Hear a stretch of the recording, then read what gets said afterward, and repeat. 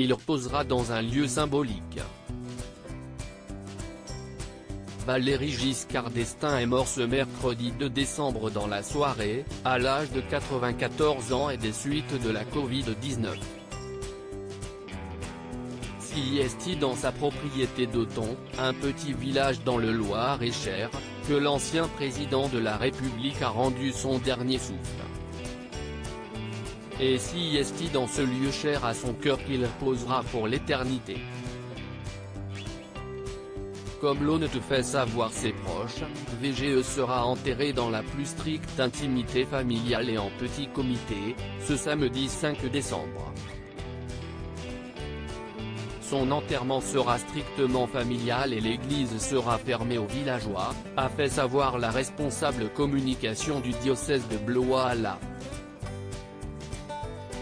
Toute la famille ne sera même pas présente parce que l'église est toute petite et avec les mesures sanitaires, on ne peut utiliser qu'un banc sur deux.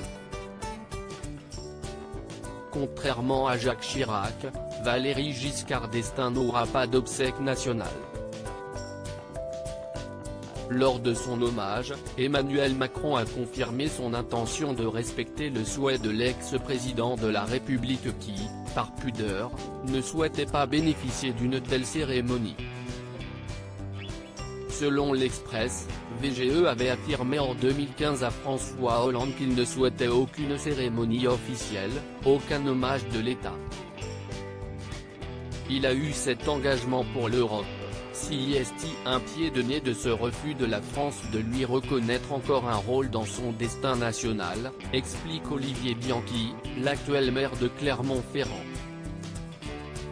En revanche, Emmanuel Macron a décrété une journée de deuil national en sa mémoire, qui se déroule le mercredi 9 décembre prochain, une semaine après sa disparition. Les Françaises et Français pourront, à cette occasion, se rendre en mairie afin de présenter leur hommage à l'ancien président pour honorer cette figure centrale de l'histoire de notre République. Valéry Giscard d'Estaing sera enterré aux côtés de sa fille Jacinthe, décédée à 57 ans d'un cancer en 2018. Valéry Giscard d'Estaing va rejoindre sa dernière demeure et sa ville de cœur devrait suivre ses dernières volontés et notamment l'une de ses demandes très spécifiques, qui a fait l'objet d'une longue bataille juridique. Il y a quelques années, la famille de Valéry Giscard d'Estaing a acheté un terrain de 1000 m² où un mausolée a été construit et où Jacinthe a été enterrée. Une demande a été déposée auprès du préfet afin d'autoriser l'inhumation du mari d'Anne-Yvonne Giscard d'Estaing dans cette sépulture non autorisée. Selon les informations d'Europe 1, la construction d'un nouveau caveau pour VGE a d'ores et déjà commencé.